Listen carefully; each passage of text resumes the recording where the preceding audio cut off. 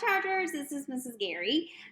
In third grade, we are going to talk specifically about the Vikings. So I know that Mrs. Rose and Mrs. James have been talking about the lifestyles of the Vikings. I know Mrs. James gave you guys, or she's making a video to encourage you to do a STEM lesson with long ships.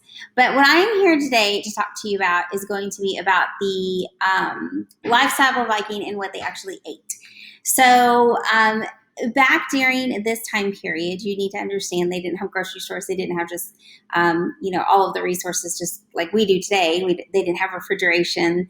So they had to use the elements around them in order to feed their families. So they had to make everything from scratch. So Vikings predominantly, their diet was based off of what they grew, and that would include their crops of wheat and barley, as well as some grains. They did have gardens. A lot of times they were community gardens where you had several different families that would help out and with one particular garden. But because of the climate, you got to understand too, they didn't have the tropics. They didn't have, oranges and strawberries and blueberries and things of that nature like we have today. So I'm going to show you a recipe that has to do with the main source of food that they ate every single day, which would actually be a bread, and it was like a stone bread. When I say stone bread, it's a more dense bread, and you don't have to have oil, you don't have to have eggs, you don't have to have yeast. It's very basic. So I am here today to show you how to make that. So the ingredients that you're going to need is whole wheat flour. You also are going to need like all-purpose flour, which is like a white flour. You need salt. You need baking soda, which I know they didn't have baking soda back then, but in order for the recipe to work, that's what Mrs. Gary's going to use. And then also oats, such as like just rolled oats that you can get at the grocery store. So let me go ahead and mix my ingredients, and this is how you actually would make this particular bread. First, I'm going to do my whole wheat flour, and I'm going to put a total of 1.5 cups of flour into a bowl. So I'm going to measure this out. This is 1.5 cups. And then I'm going to take my white flour, and for this flour, I'm only actually going to use 1 cup. So I'm going to put this into a bowl. I'm then going to take my salt, which salt, in their culture, they use salt a lot. They used it to preserve their meats. They used it to cook with. They used it for health, to make medicines. They used it a lot. And so it was very important that they have that. So I'm going to do 1 teaspoon of salt. And then I'm going to do 1 teaspoon of baking soda.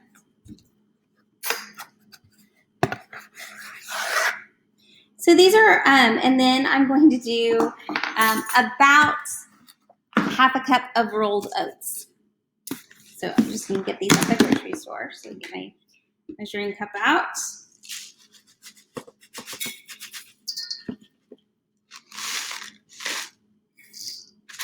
Okay, so these are my dry ingredients.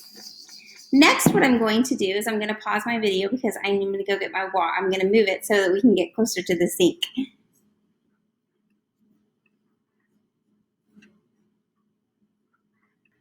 Okay, so I paused the video. I'm over here now closer to the sink. I'm just going to use tap water. I'm simply just going to get a 1 cup of water. And I'm going to put it in my mixing bowl into my dry ingredients. I'm going to grab my wooden spoon because I left it on the table over there. And I'm going to mix my ingredients together.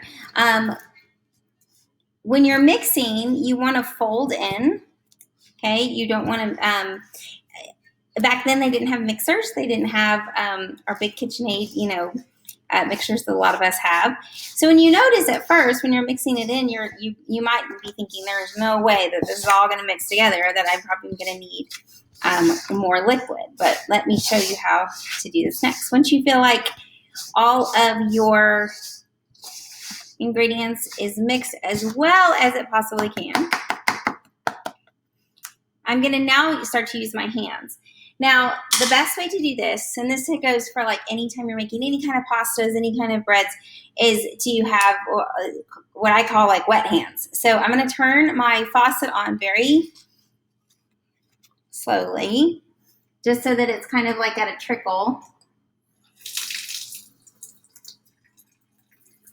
And I'm going to get my hands wet. And as I'm getting my hands wet, I'm now going to take them and I'm going to fold into the dough. When I'm making this, okay, just get your hands wet. I always like fold in, and then you want to use the palm of your hand, and you want to like knead it down. So now I'm kneading the dough. So in the Viking culture, a lot of times this duty here, they would make, they made bread every single day. And so a lot of times this would be up to the female of the household, or even the girls of the household, the young girls, because this is a task that they can do at a very young age. And Vikings tend to, excuse me about that, they tend to have 2 meals a day. They would eat in the morning time after they got all of their chores done. And that would normally be a porridge, like oatmeal, or just bread. Now, they did have cows, so they could have made, a butter or a cheese. But primarily what they would eat in the mornings would be the bread and then possibly honey. Honey was actually the way that they would sweeten anything. They didn't have sugar back then, which is actually probably a good thing because we all know that sugar is not the best thing for you. So I have put together my my dough here. It's a little bit sticky, but it's not too bad. So I'm going to go ahead and pause the video because I'm going to go ahead and wash my hands off and take you now over to the oven, which you have to understand is not preheated. Okay, sorry about the jumping around. You got to understand, Mrs. Gary's not Rachel Ray, and I don't have a big camera crew, so I'm trying to do all this by myself. So next, what I'm going to do is I'm going to take my dough that I've mixed up, and I'm going to simply just take it and put it into different, sizes. You probably about the size of your hand, and you want to kind of make it a little bit flat, almost like you're making a hamburger patty. If you've ever made a hamburger patty before, about that size, about that thickness. The thing is you want all of your pieces of bread to be about the same size and the same thickness. I have taken a baking sheet and I placed a piece of parchment paper on the baking sheet. Now, with anything like this, you know that you're supposed to make sure that you are asking your parents that this is acceptable, that you do this in the kitchen, that you can use the ingredients and that you can use the utensils and things like that. So you have to make sure you're asking. Don't just say, well, I want to watch this video. Ms. Gary said, go make bread. Because the next part does involve the oven. And so I'm going to really encourage you to make sure that you are having an adult supervise you on this next part, as well as help make sure that they are home and they are watching the oven as well. So my recipe here, I was able to make 5 pieces, okay? And these pieces would be suitable for about 1 breakfast meal for 1 individual. So I've put these on my baking sheet with my parchment paper. They look like that. Now what the next step is really amazing because I am actually going to be using my oven, but you got to understand they didn't have ovens back then. So they used an open fire.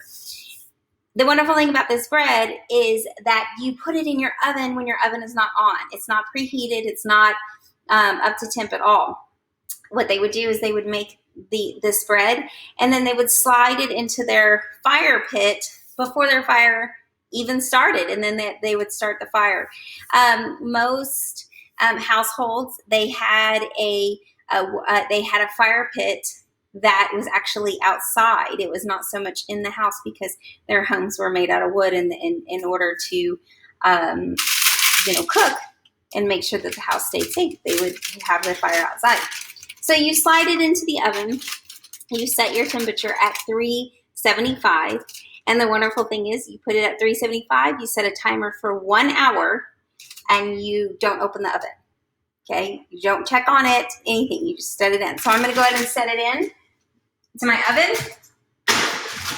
I'm going to set my temperature for 375. And then I'm going to set my timer for 1 hour.